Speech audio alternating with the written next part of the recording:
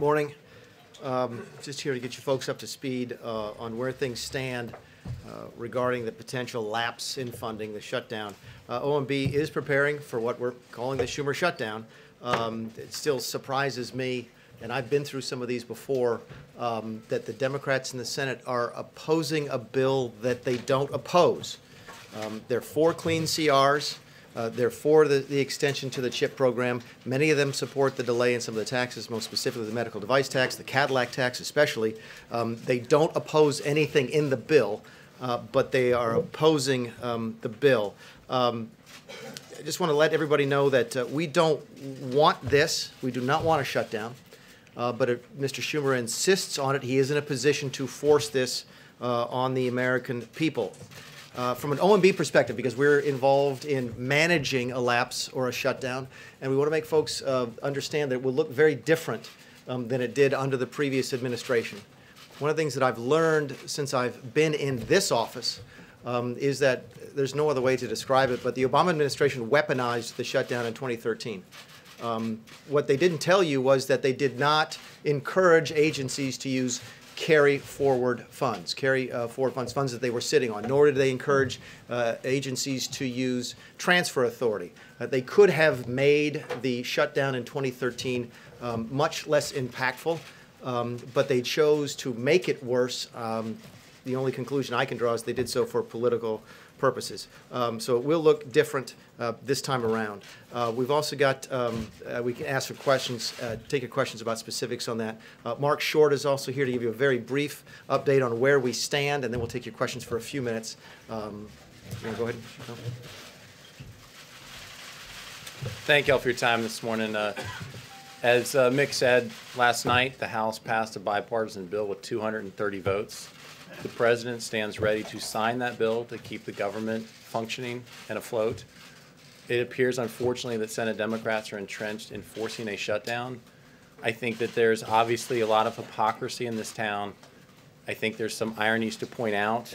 As the director said, Nancy Pelosi a couple years ago called them, quote, "I call them legislative arsonists," in referring to those who are voting for a shutdown at the time, commenting that they're there to burn down what we should be building up in terms of investments in education and scientific research.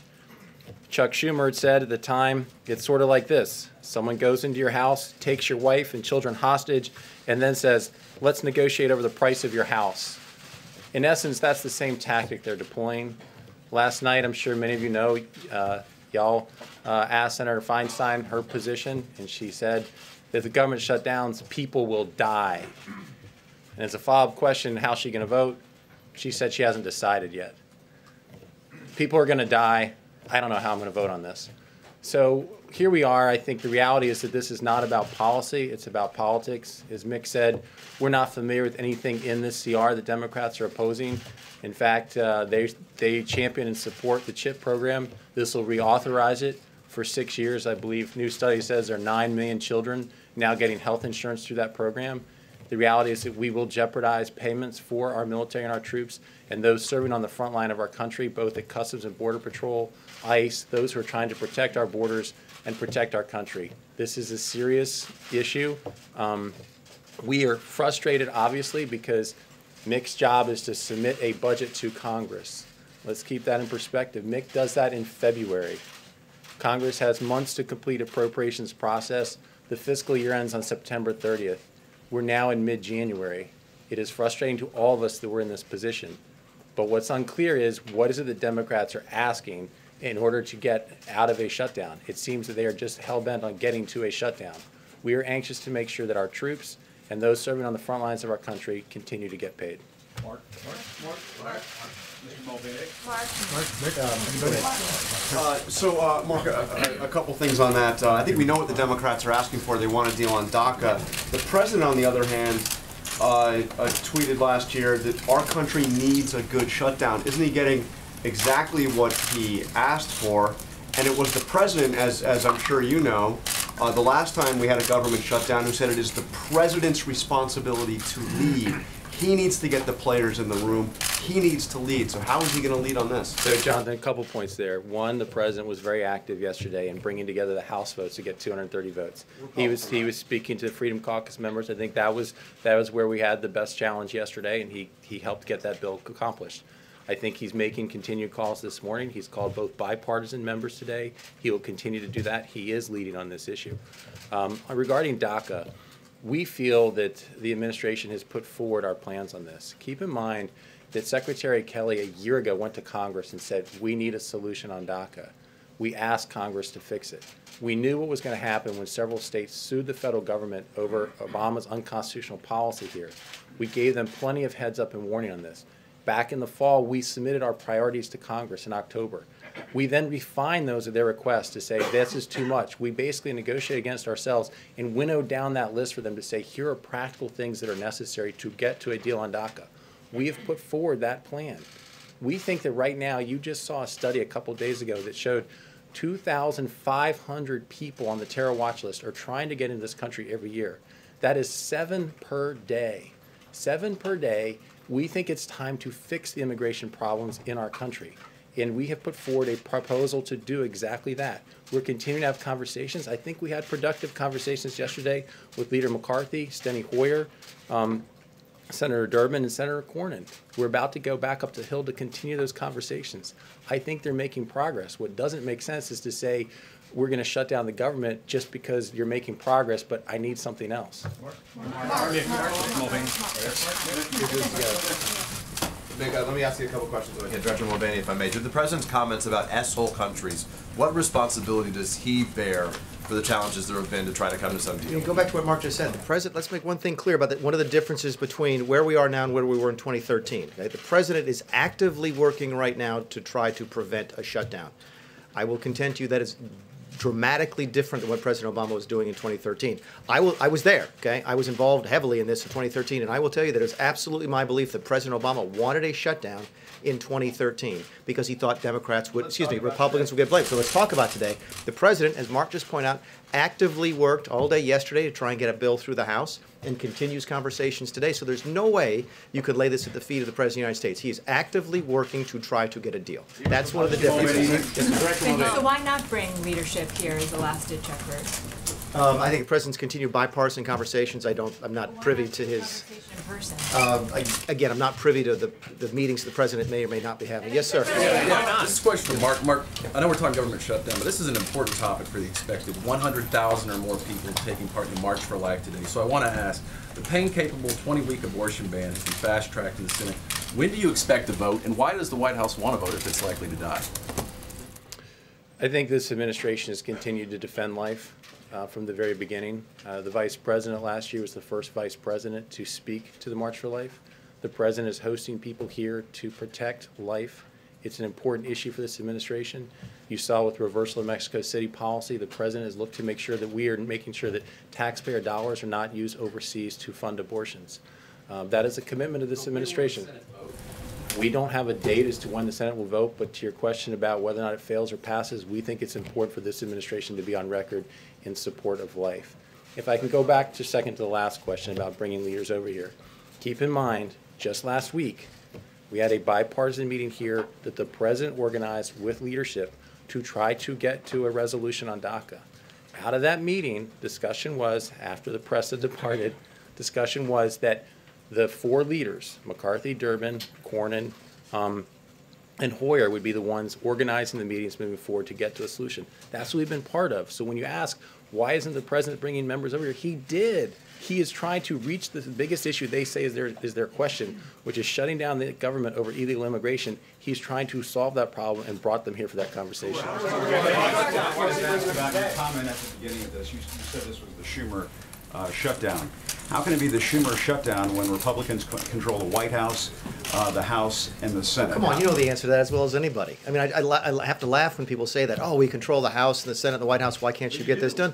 You know as well as anybody that it takes 60 votes in the Senate to pass an appropriations bill, right? You know that. I know that. Okay, so why when you not? only have Right. 51 votes in the Senate, then you have to have Democrat support in order to keep the government, to fund the government. So that's the answer to your question. The President asked Congress to come up with a solution for the Dreamers.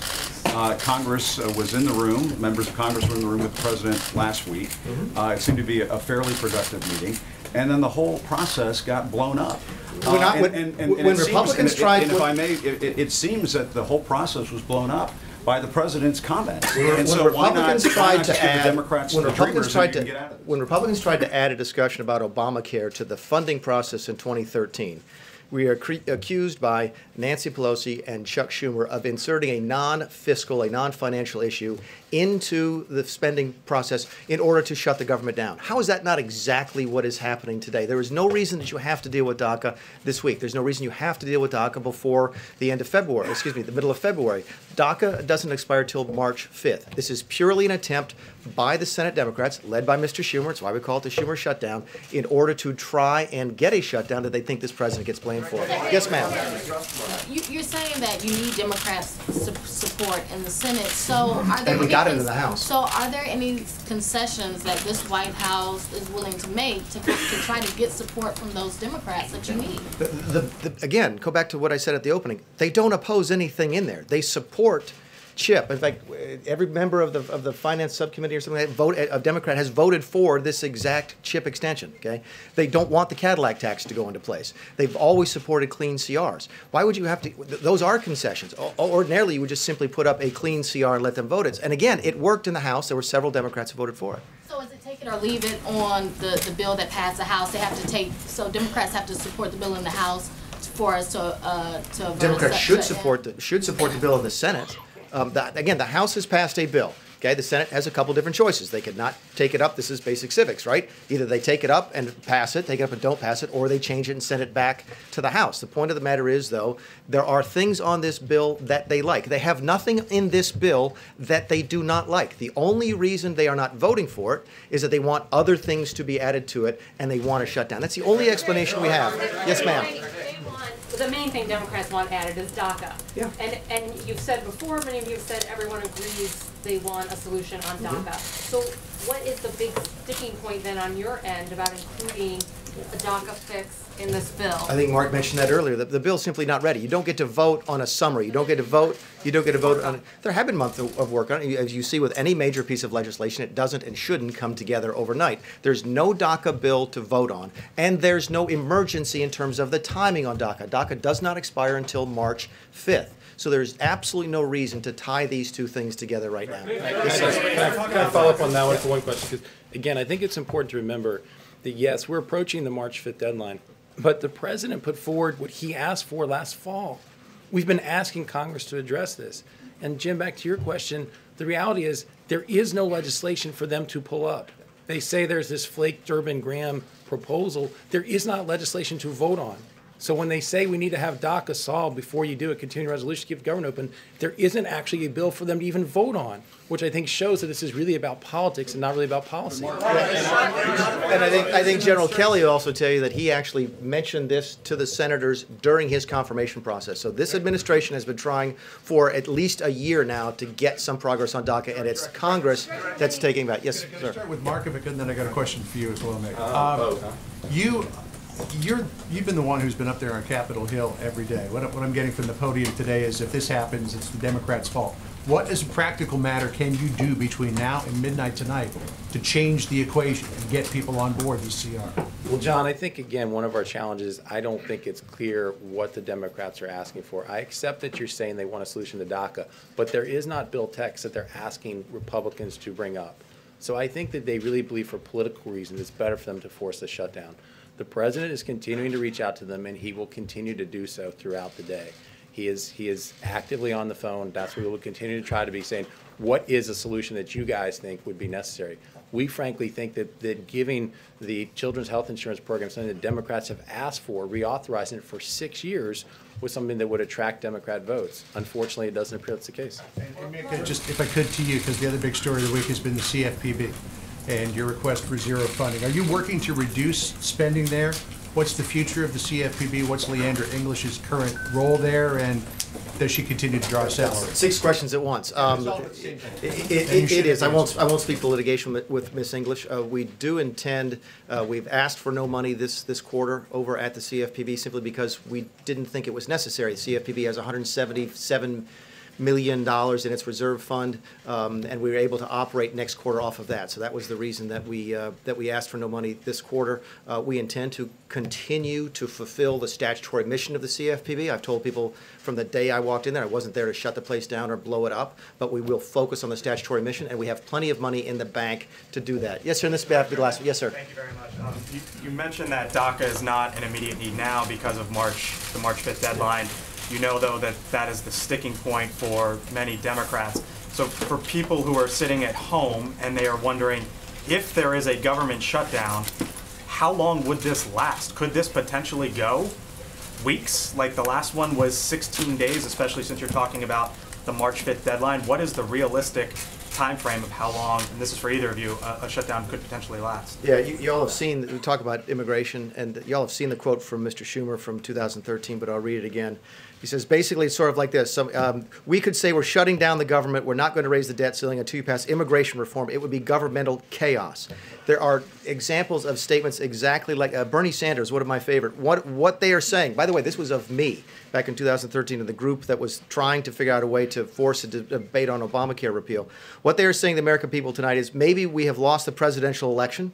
Maybe we've lost seats in the Senate and the House. This is Sanders talking now in 2013. It doesn't matter. We can now bring the government to a shutdown, throw some 800,000 hardworking Americans out on the street, and we're going to get our way no matter what. This is exactly what they accused the Republicans of doing back in 2013. There is absolutely no reason to have to insert a DACA discussion, an immigration discussion, into the funding bill today. The reality is it's there. So how long should people expect? Yes. Can you expand upon that? Yeah. Sure. A couple different things. And again, the OMB is responsible for sort of managing the lapse, managing the shutdown. The military will still go to work. They will not get paid. Okay? The border will still be patrolled. They will not get paid. Fire folks will still be fighting the fires out west. They will not get paid. The parks will be open. People won't get paid. You can see the whole list. There'll be a bunch of different things when you see in 2013 compared to 2013, but don't lose sight of the fact that we're asking the military to work without pay. We're asking firefighters to work without pay. It's still harming the people. No, it's different. It's different. Parks will be open this time, and they weren't before. Let's go down the list. The parks will be open. The way it works is that the parks are open, but especially if the services are provided by third parties, but things like the trash won't get picked up. Fannie and Freddie will be open. The post office will be open. The TSA will be open. But again, all of these people will be working for nothing, which is simply not fair. We are going to manage the shutdown differently. We are not going to weaponize it. We're not going to try and hurt people, especially people having to work for this federal government. Okay, but we still need Congress to appropriate the funds. Look, that's all the time we had set. We're supposed to roll off at 11:30. We'll be doing this again. So anyway, thanks very much.